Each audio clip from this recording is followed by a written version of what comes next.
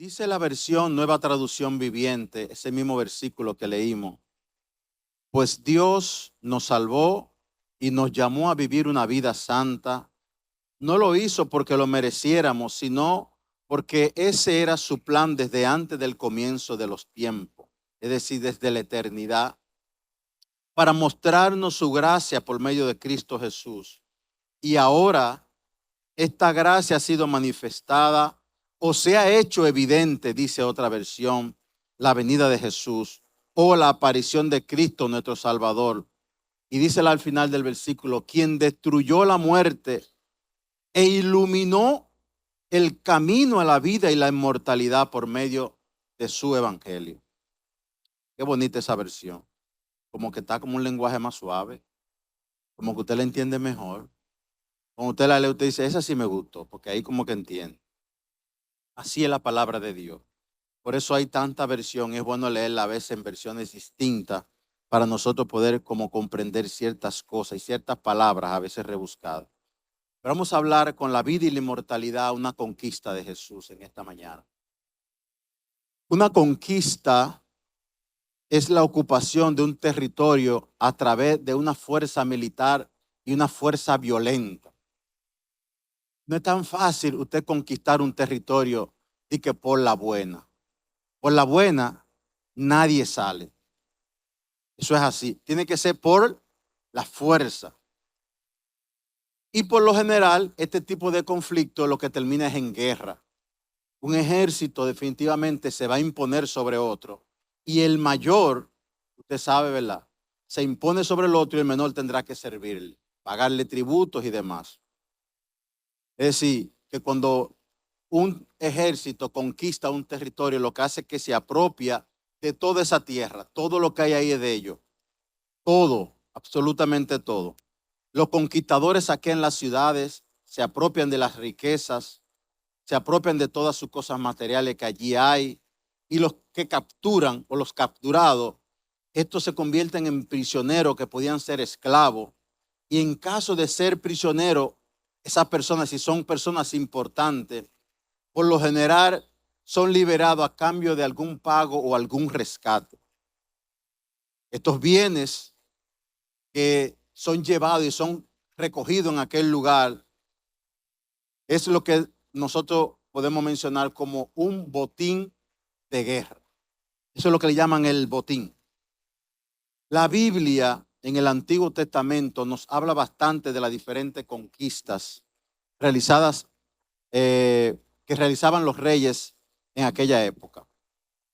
El libro de Josué, capítulo 11, habla un poquito de un ejemplo de esa conquista, de esa guerra que libró sobre todo el pueblo de Israel, que es el pueblo de Dios, y todas esas luchas que tuvo el pueblo de Israel desde que salió de Egipto para seguir conquistando tierras y tierras hasta llegar a la tierra prometida de Canaán.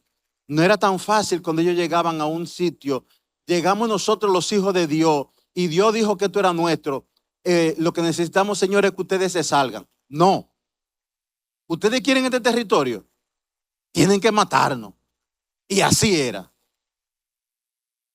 Lo interesante de esto es que el pueblo de Israel, cada vez que veía un territorio que el Señor le decía, ese territorio yo lo he entregado en tus manos, esa era la palabra que le daba a ellos dinamita para ellos luchar contra esa persona, porque ellos sabían que al final Dios se lo iba a entregar en sus manos.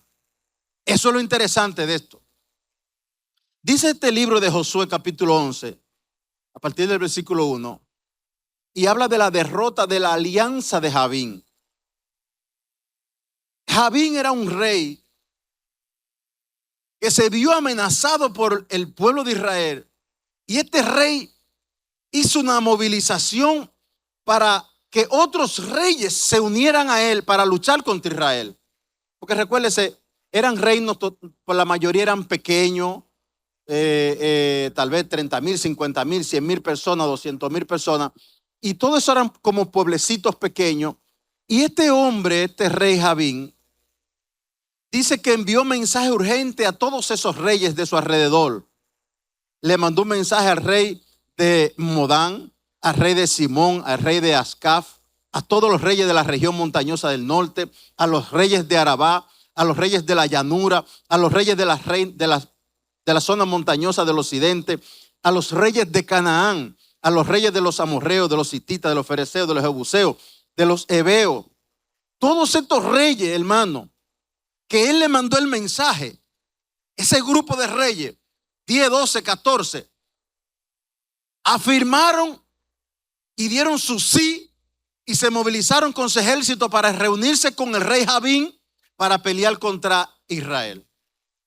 Eran muchos reyes y mucha gente para pelear contra Israel. Porque recuérdese que el asunto es de cuerpo a cuerpo. Y no es lo mismo usted pelear contra una persona que pesa 60 libras que usted fajarse con uno que pesa 240. O sea, usted como que analiza a cuál de los dos le marcha más rápido. Seguro que usted coge el más chiquito. Estos reyes se juntaban todos porque querían reunir ¿qué? Cuerpo, una cantidad suficiente para intimidar a al otro ejército de que si tú vienes, lo más probable es que nosotros te hagamos guerra y te venzamos. Esa era la idea. Sin embargo, los ejércitos con su caballo y su carro de todo ese grupo abarcaron todo lo que se podía ver alrededor de las aguas del Merón y allí establecieron su campamento en ese río.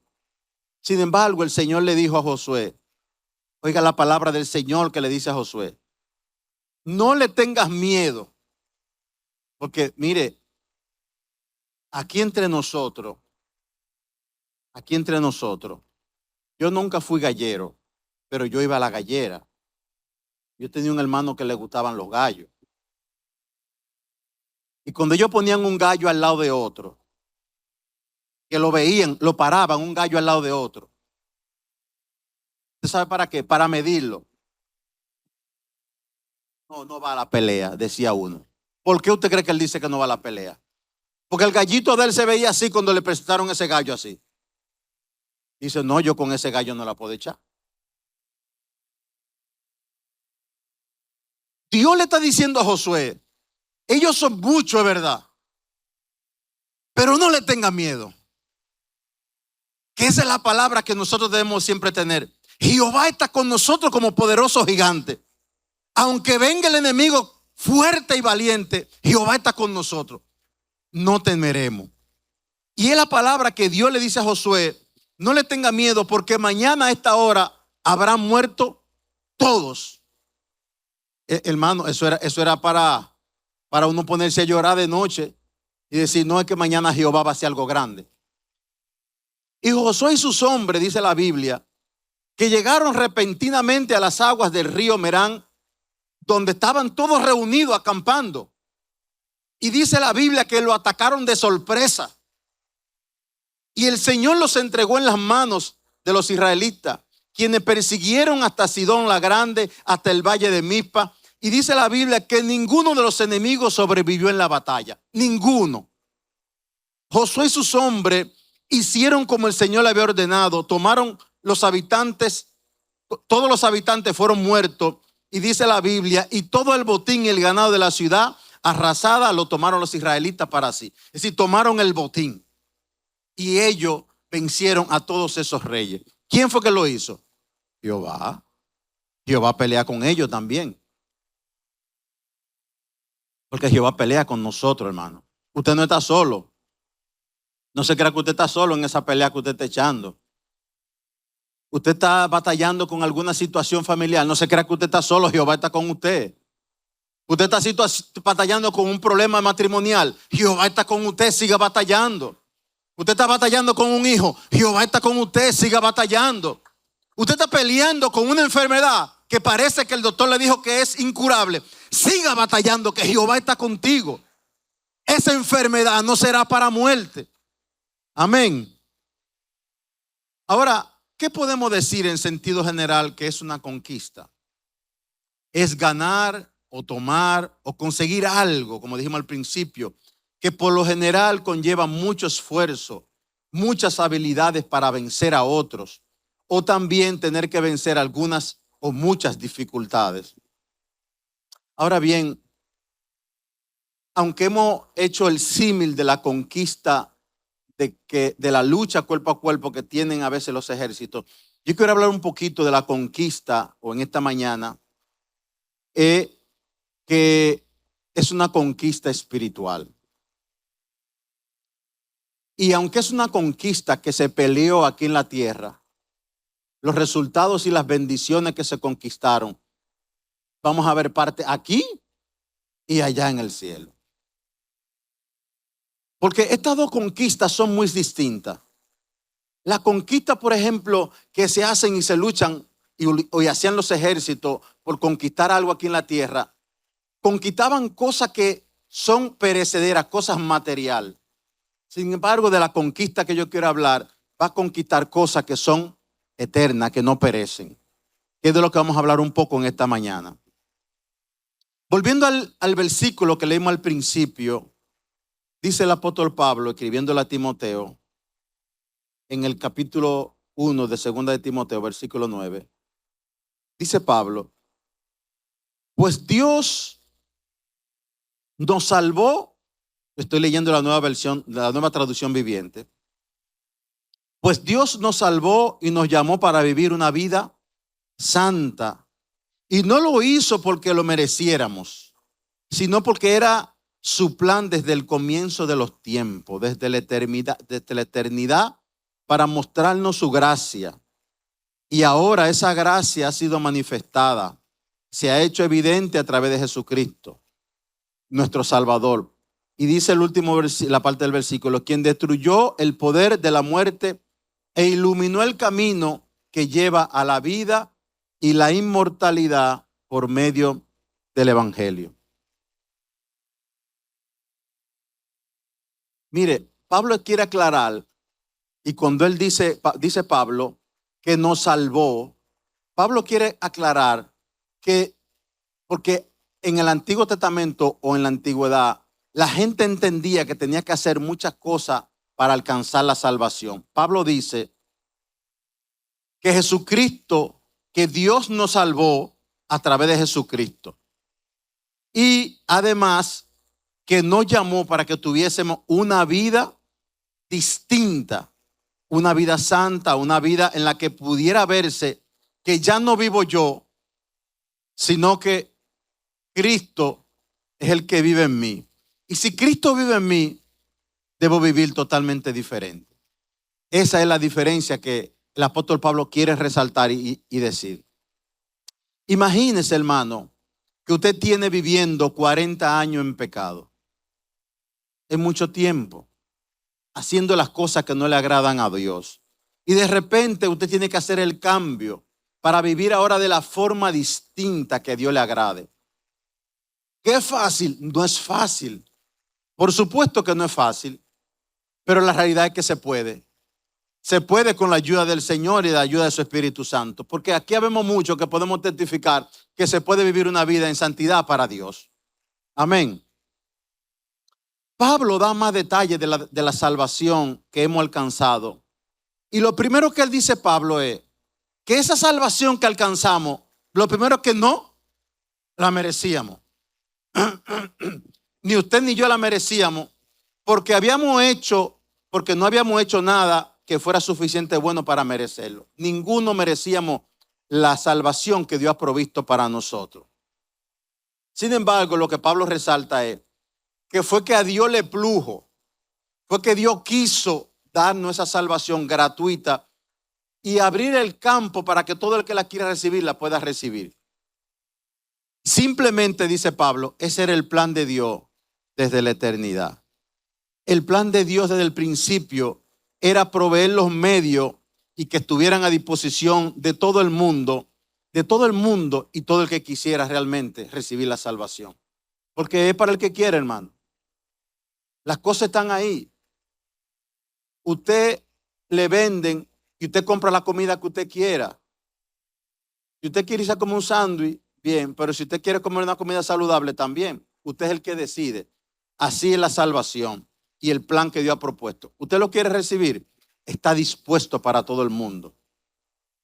Su plan está dispuesto para toda la humanidad. Ahora, el plan que Dios tenía del principio era enviar a Jesucristo, y es lo que el apóstol Pablo lo llama como la gracia. La gracia es la oportunidad que viene en la figura de Cristo para que nosotros podamos alcanzar salvación. Porque en la condición en que estábamos era muy difícil alcanzar salvación. Por eso dice el apóstol Pablo que por gracia somos salvos, por medio de la fe en Jesucristo. ¿Dónde comenzó la gracia? La gracia comenzó en el mismo jardín del Edén. Ahí comenzó la gracia, en el jardín del Edén. Cuando los primeros seres humanos pecaron contra Dios, ofendieron a Dios. ¿Usted sabe lo que ellos se merecían? Lo que Dios les produjo, lo que Dios les prometió. Dios les prometió la muerte física y la muerte eterna. Ahora, en ese momento, Dios, en vez de quitarle la vida a ellos, se la quitó a un cordero para hacerles ropa a ellos, porque se sentían desnudos por el pecado y la vergüenza por lo que habían cometido. Ahí hizo Dios y crucificó un cordero en vez de crucificarlo a ellos. Ahí comenzó la gracia de Dios para con la humanidad. Y esa gracia de Dios se ha venido manifestando en todo lo que es el Antiguo Testamento. Y Dios instituyó sacrificio de sangre para la expiación de los pecados de toda la humanidad. Sin sangre, sin el derramamiento de sangre, no había expiación de pecado. Para usted ser perdonado por su pecado, usted tenía que ir y entregar y derramar sangre de un cordero ajeno, que usted lo llevaba y lo sacrificaba, y esa sangre era la que usted lo limpiaba, y ese pecado usted lo limpiaba. ¿Usted sabe por cuánto tiempo? Por un año. Al año usted tenía que volver y volver a contar todo lo que usted hizo y volver a matar otro cordero un año más libre. Y usted y se volvía a hacer todo lo que usted entendía y seguía siendo malo. Porque esa es una de las condiciones y de las cosas malas que tenía el asunto de la expiación del cordero. A diferencia del Señor, que cuando usted mataba un cordero de eso, usted seguía siendo malo.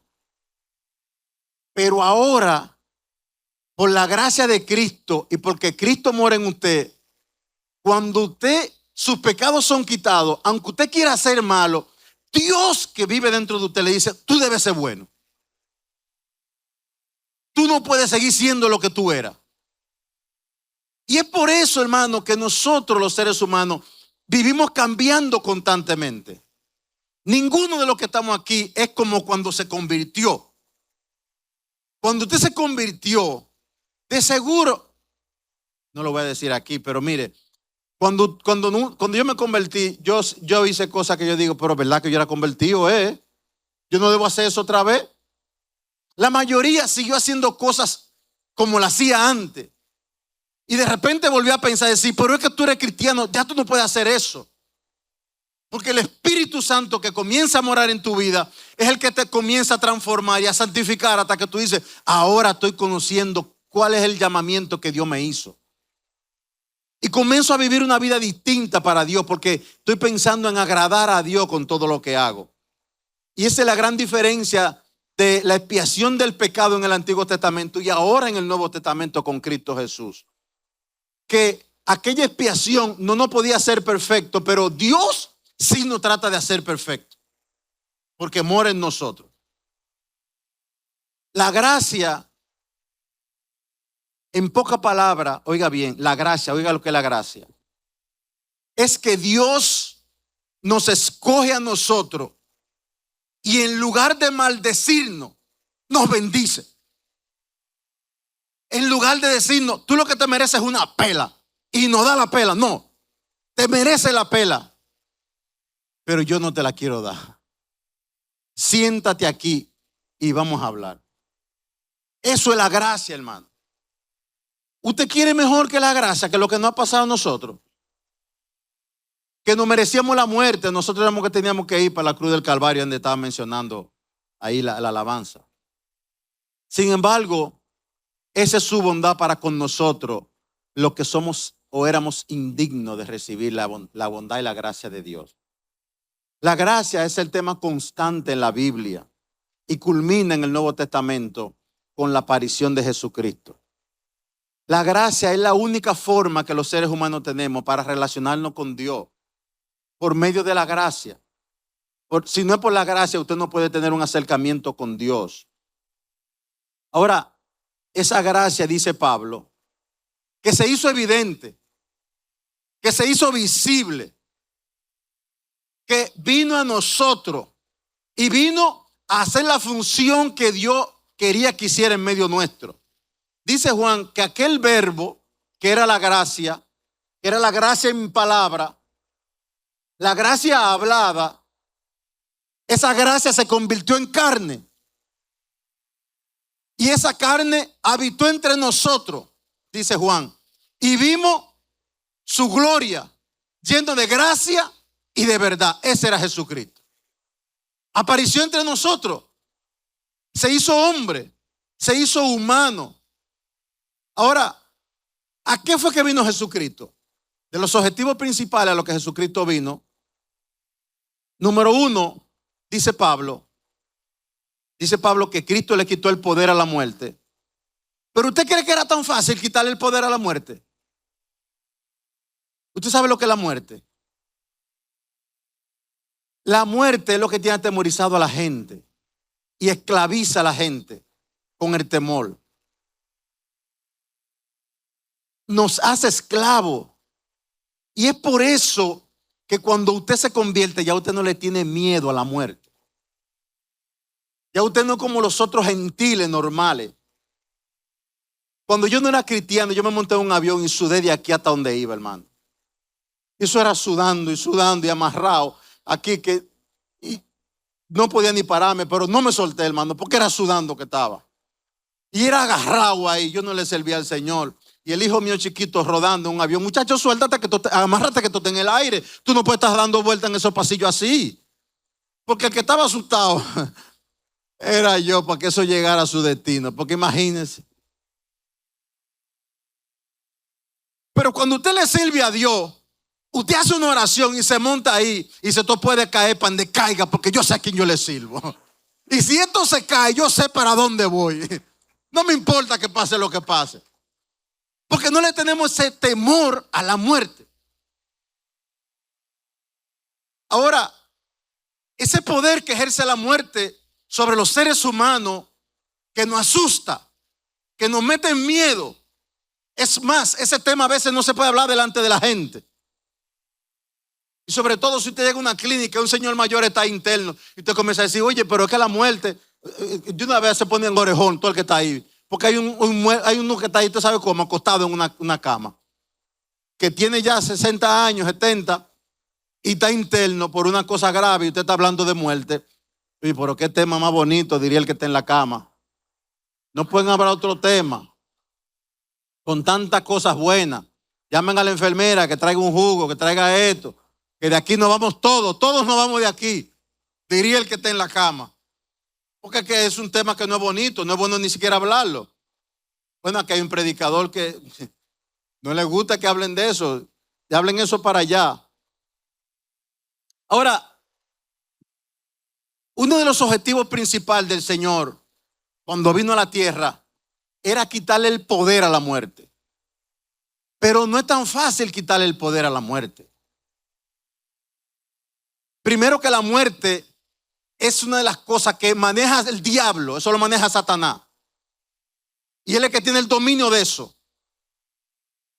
Mire cómo dice Hebreo. Dice el escritor de los Hebreos.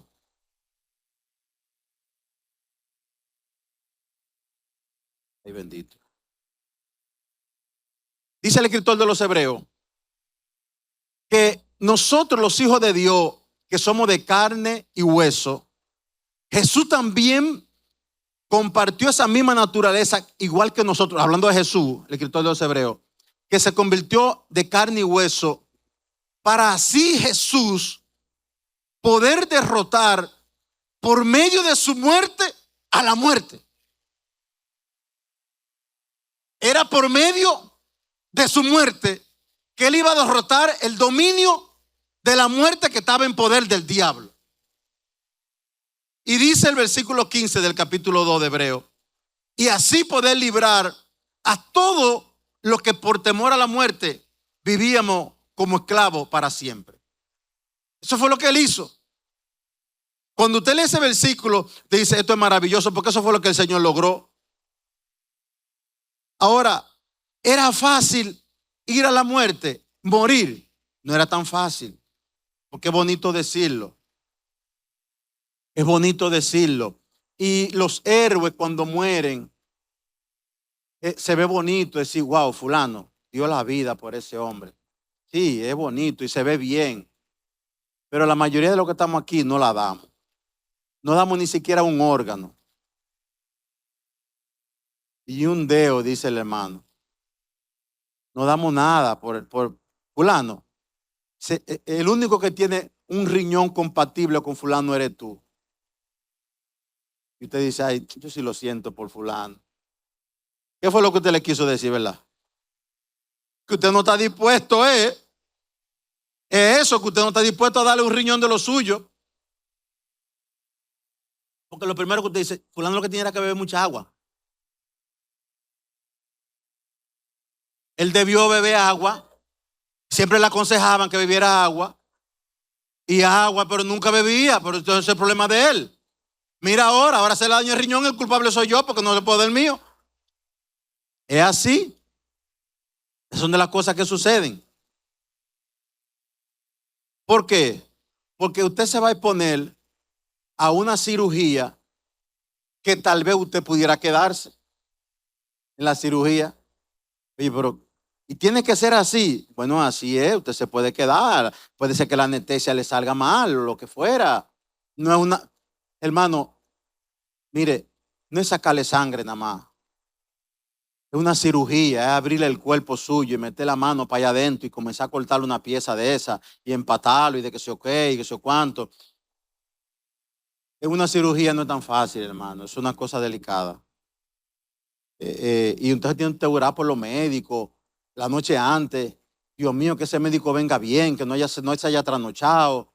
Tú sabes, estos médicos a veces que puede ser que a lo mejor se bebió un trago social con a la familia, lo que fuera.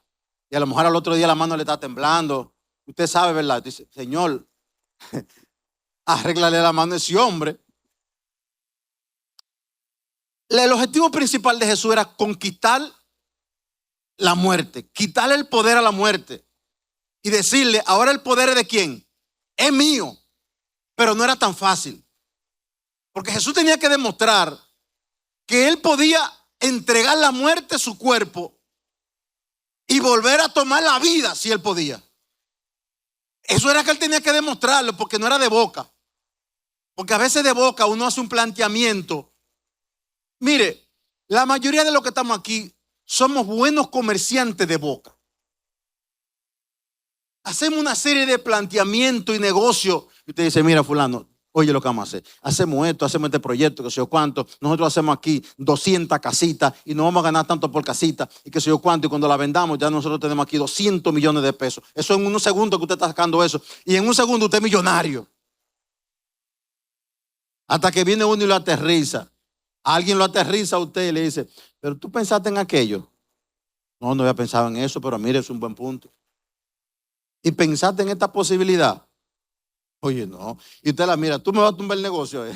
Porque es que tengo un negocio plantado aquí que va a producir 200 millones de pesos. Y cuando viene a ver, y al ratico, usted sabe, ¿verdad? Que el negocio no va el negocio. Ya el negocio no va, porque así somos de palabra. Pero cuando viene el asunto de hecho, es que es difícil. De palabra es fácil decirlo, el problema era vivirlo. Cualquiera no le podía quitar el poder a la muerte, no cualquiera.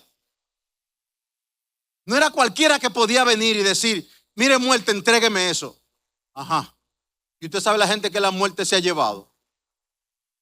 Y usted sabe que la muerte está todavía esperando a más gente. Y luchando para que más gente vengan hacia ella.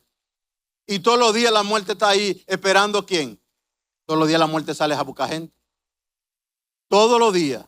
todos los días. Son miles de personas que se mueren todos los días.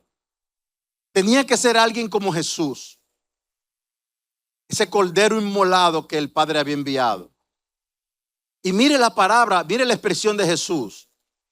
Cuando Jesús está hablando con los discípulos, porque los discípulos estaban turbados por lo que estaba pasando, y Jesús le está diciendo que él tiene que ir a la cruz del Calvario, que él tiene que ser inmolado, que él tiene que ser muerto, pero que no se preocupen, que Jesús, las cosas se van a resolver. Jesús le dice a los discípulos: ustedes saben, mis discípulos, por esas cosas es que me ama el Padre, porque yo pongo mi vida, pero la vuelvo a tomar. Oiga bien, dice él, nadie me la quita, porque nadie me la puede quitar. Nadie me la puede quitar. Es decir, Satanás se levantó del principio para matar a Jesús y nunca pudo, porque Dios lo cuidó hasta el día en que Dios dijo: este es el día en que tú vas a entregar tu vida. Satanás desde pequeñito, desde que nació, estaba ahí Satanás tratando de matarlo. Y Dios no se lo permitió. Habló con José, le dijo: José, mira, vete a Egipto. Y José corriendo con ese muchachito para arriba y para abajo, para aquí, para acá. Hasta que lo cuidó hasta el momento que Dios dijo. Dice: nadie me la quita, sino que yo de mí mismo la pongo. Tengo el poder para ponerla y tengo el poder para volverla a tomar. ¿Usted cree que era cualquiera que está diciendo eso? Ese es el mandamiento que yo recibí de mi papá. Dice Jesús: ese mandamiento lo recibí yo del Padre. Tengo el poder para yo entregarla, pero yo tengo el poder que a los 3 días la voy a volver a tomar. Eso es tremendo. Ahora, es bonito decirlo. Que tiene que tomar agua. Es bonito decirlo, pero no es tan fácil vivirlo. Porque cuando a Jesús le tocó el momento de tener que entregarla, su vida, él entregarla, no era tan fácil como se dice. Porque a usted le plantean lo siguiente: hermano, mire, usted tiene una situación. A usted hay que operarlo de vida o muerte. Y usted está bien hasta el día que usted entra al quirófano. Ese día usted está malo. Y se la voy a poner más sencilla. A usted le dicen que tiene que predicar. Y voy a predicar. ¿Cuándo es? ¿Cuándo es que va a predicar? En un mes. En un mes yo predico, eso no es problema. Pero cuando Junior está aquí, que está presentando el anuncio, y yo estoy allí sentado, y yo sé que a mí es que me toca. Usted no se imagina, hermano, yo tengo que subir aquí a hablar un poquito porque el corazón me palpita como a 200, Pero es porque la hora me llegó, Dice la Biblia que como Jesús sabía a lo que iba, mire cómo le expresa cuando él estaba en el Getsemaní. Dice Lucas que Jesús estaba en el Getsemaní orando. Y mire las palabras del Señor. La palabra que Dios, que Jesús está hablando con su Padre y le dice el Señor: Padre, si es posible. Padre, si tú crees que hay posibilidad de que tú puedas pasar esta copa de tu ira sobre mí. Porque ese video que nosotros vimos ahí cuando estábamos participando de la Santa Cena, eso le queda corto a lo que fue la realidad. Y eso que usted ve ahí es sangriento. Jesús sabía lo que iba. Y por eso él dice: Padre, si es posible que tú puedas pasar esa copa de mí. Pero al final, después que está ahí hablando y hablando, me imagino, y esperando respuesta del Señor. Y parece que el Señor no le respondía. Porque a veces pasa eso, usted está esperando una respuesta de Dios y el Señor no responde. Y usted esperando, dice Jesús: Padre, está bien, que no se haga mi voluntad, que se haga la tuya. Y dice la Biblia, versículo 44 del capítulo 22 de Lucas, que estando Jesús en agonía, oraba más intensamente. Y mire el detalle. Y era su sudor, el sudor, como grandes gotas de sangre que salían de su piel, que caían a tierra por el momento tan cruel que él estaba viviendo, hermano. No era cualquier situación. Jesús sabía lo que iba, porque sobre él iba a caer todo el pecado de la humanidad, todo el peso de los pecados de todos nosotros. Póngase a calcular solamente lo suyo. Calcule solamente lo suyo si usted quiere. Usted diga, con lo mío Jesús tenía. Imagínense con todo lo de la humanidad. Porque Jesús ha salvado mucha gente que fueron como malos. Y todos nosotros también éramos malos.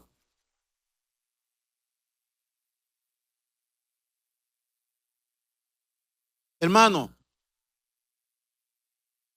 usted sabe lo que Jesús estaba viviendo.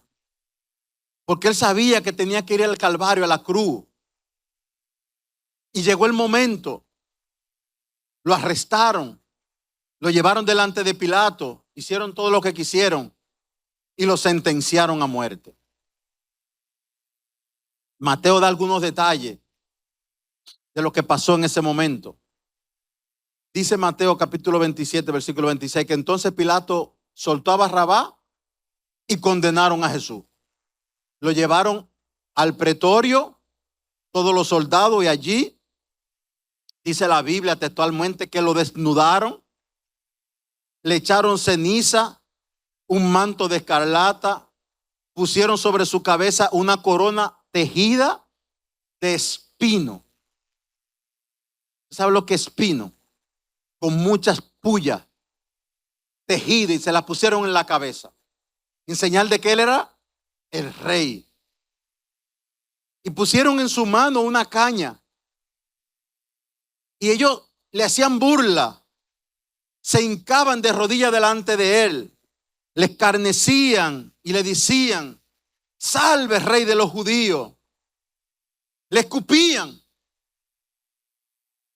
Usted sabe lo humillante que es que a usted lo escupan. ¿Usted cree que es poca cosa que usted le agarre a alguien y le diga, ¡pum!, y lo escupa en la cara? Y usted no se defienda. Y no se defendió. Dice el profeta, como cordero fue llevado al matadero. No abrió su boca. No se defendió, hermano.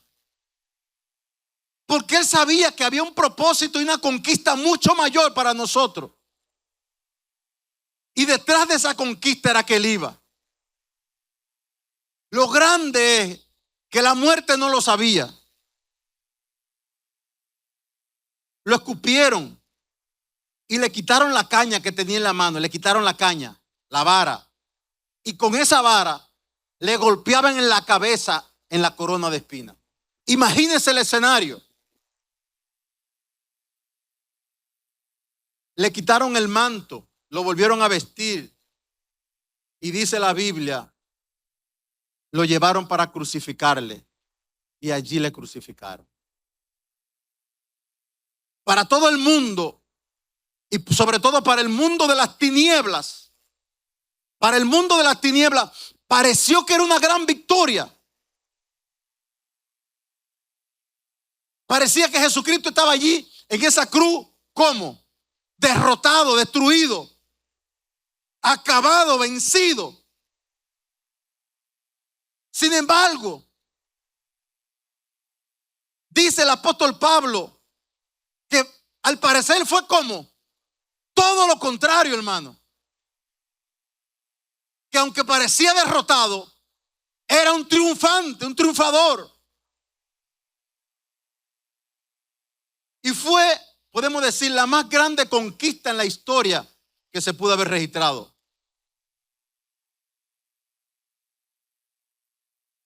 Y es por eso que allí en la cruz Jesús se levanta con la victoria y se levanta como un hombre triunfante con la conquista de un gran botín espiritual para nosotros.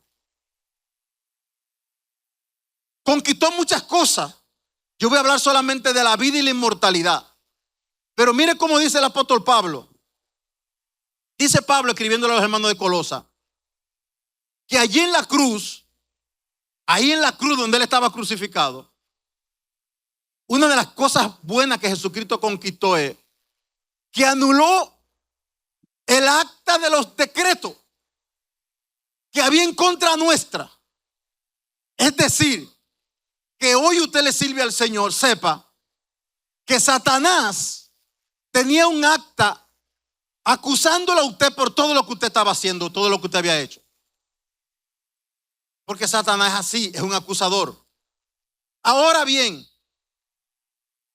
cuando recibimos a Cristo como Señor y Salvador, esa acta de los decretos es como, es anulada. Y dice, había un acta de los decretos que era en contra de nosotros, que nos era contraria. Jesucristo la quitó y la clavó en la cruz.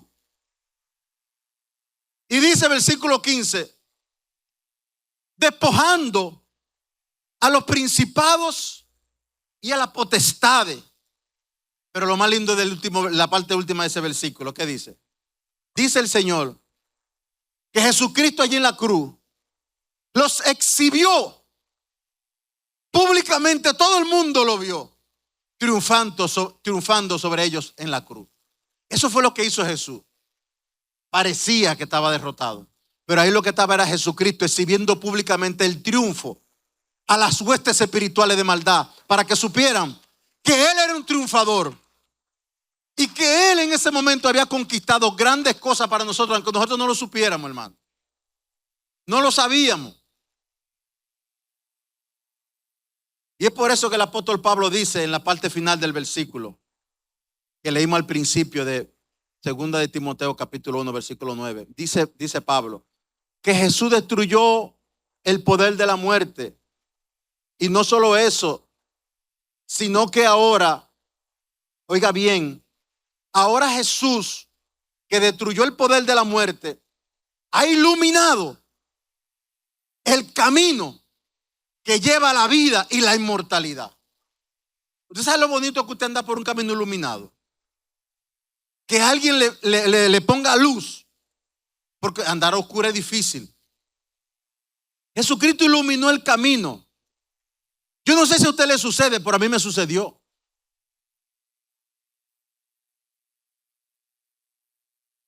Cuando yo me convertí, es que algo que sucede a la gente, que eso usted tiene que vivirlo para poderlo entender. Es que usted le ha quitado algo de los ojos que usted veía como a oscura. Pero cuando usted se convierte al Señor, sus ojos como que son abiertos. Y usted dice, wow, es que yo era ciego y ahora es que yo veo de verdad. Y eso es lo que está haciendo aquí. Que ese camino ha sido iluminado, el camino que lleva a la vida y la inmortalidad, por medio del Evangelio. ¿Qué es el Evangelio? El Evangelio son las buenas noticias que el Señor trajo para nosotros. Y mire, la vida que ofrece el mundo es muy distinta a la vida que Dios nos da. Son dos cosas muy diferentes. El mundo ofrece una vida que pudiera la gente llamarle vida, pero es muy distinta a la vida que ofrece Dios. Y el apóstol Pablo estaba claro de eso. Y él decía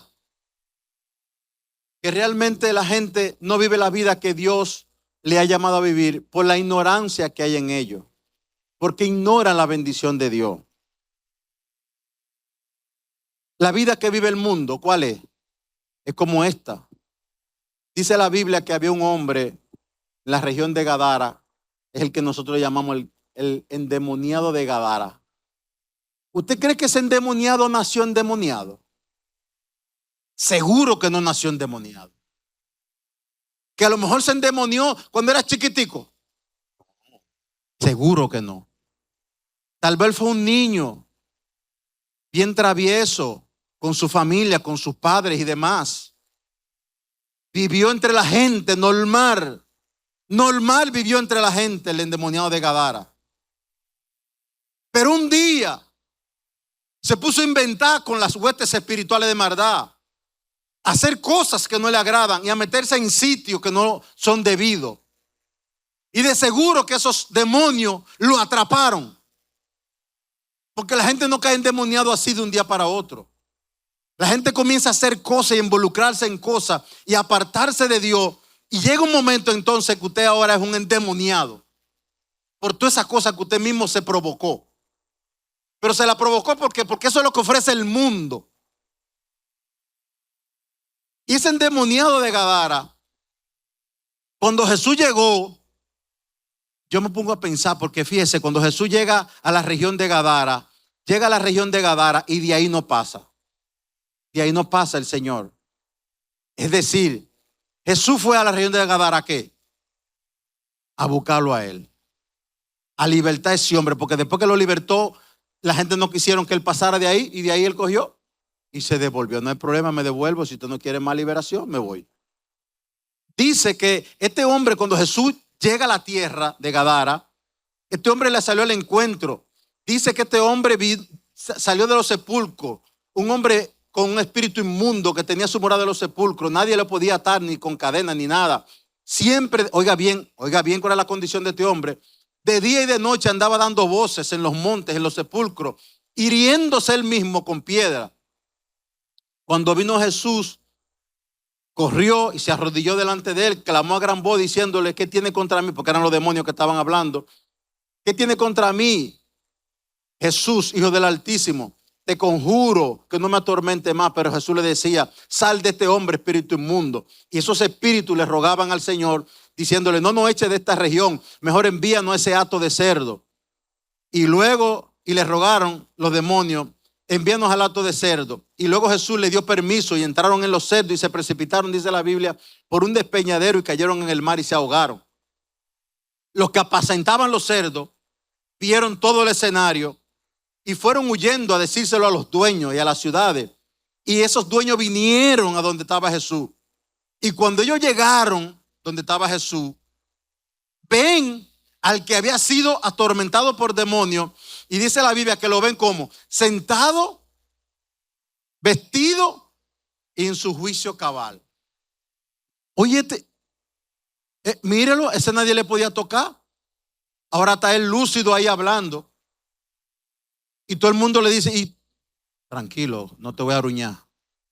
Tranquilo. Y como esa gente no quería que Jesús estuviera ahí por lo que él le pasó, que le botó todos los cerdos, no le permitieron a Jesús. Y entonces le dijeron a Jesús que se fuera. Y Jesús le dijo: está bien, me voy. Jesús se va a subir en su barca con todos sus discípulos. Y el endemoniado, ¿usted sabe lo que iba a hacer? Él se iba con Jesús. Y Jesús le dice: no, tú no vas. Tú tienes que quedarte aquí. Jesús, no me hagas eso, yo me voy contigo. No, tú tienes que quedarte aquí. ¿Para qué? Ve y dile a tu casa. Cuéntale a los tuyos cuán grandes cosas son las que Dios ha hecho contigo. Dile que Dios ha tenido misericordia de ti. Ve y cuéntale a los tuyos las cosas que Dios ha hecho contigo. Y dice la Biblia que él salió como un pregonero y decía por toda parte y por las grandes ciudades de todas las maravillas que Dios había hecho con él. Él era un testimonio vivo de la gracia y la misericordia de Dios. Ese era ese endemoniado. Amigo y hermano, aquí presente y los que nos están viendo a través de los medios. ¿Usted sabe por qué que la gente vive de esa forma? Porque se envuelven en los pecados. Se envuelven en todas esas cosas. Y la vida que Dios quiere para ellos. Entonces comienzan a vivir la vida distinta. Pablo siempre recomienda y le decía a los gentiles Ya no vivan más como los gentiles que andan en la vanidad de su mente y tienen el entendimiento entenebrecido. Viven ajenos de la vida que Dios puede darles por la ignorancia que en ellos hay, por la dureza de su corazón. Y usted se preguntará, varón, ok, está bien eso por la vida está bien ahí. Pero hábleme un poquito de la inmortalidad. Mire, la inmortalidad es un asunto de fe, la vida eterna. Sin embargo, Jesús, aquí en la tierra, en el pasaje bíblico, Juan capítulo 11, en un momento dado Jesús le dicen que Lázaro ha muerto, su amigo, y Jesús va a donde estaba Lázaro. Y dice que vino y halló que ya hacía 4 días que Lázaro había muerto. Y Marta dijo a Jesús, Señor, si tú hubiese estado aquí, mi hermano no hubiera muerto. Mas también sé que ahora todo lo que pida al Padre, Dios te lo dará. Y Jesús le dijo, tu hermano resucitará. Y Marta dijo, sí, yo sé que resucitará en la resurrección, en el día postrero. Y Jesús le dijo, no. Marta, yo soy la resurrección y la vida. El que cree en mí, aunque esté muerto, vivirá. El que cree en mí, aunque esté muerto, vivirá. Y todo aquel que vive y cree en mí, no morirá eternamente. Y Jesús le deja la pregunta a Marta y le dice, ¿crees esto? Yo lo creo. Y yo le pregunto a ellos los amigos, ¿usted cree esto, amigo, que me escucha o que nos ve o que está aquí en medio de nosotros? Porque esto hay que vivirlo para creerlo. A modo de conclusión, amigo, si acepta a Jesús, está aceptando la gracia de Dios. Es la única oportunidad de entrar al reino de los cielos. Es la oportunidad de comenzar a tener una relación con Dios. Estoy convencido de que Dios, si tú aceptas a Jesucristo, estoy convencido de que Dios va a transformar tu vida. Que te va a dar una nueva vida. Que tú puedas comenzar a vivir una vida como a Dios le agrada. Que tú puedas dejar la vida pasada a un lado. Y Dios te dará el Espíritu Santo para que tú puedas vivir como Él espera que tú vivas. Que Dios te bendiga, iglesia. Padre, gracias, Señor, por tu palabra.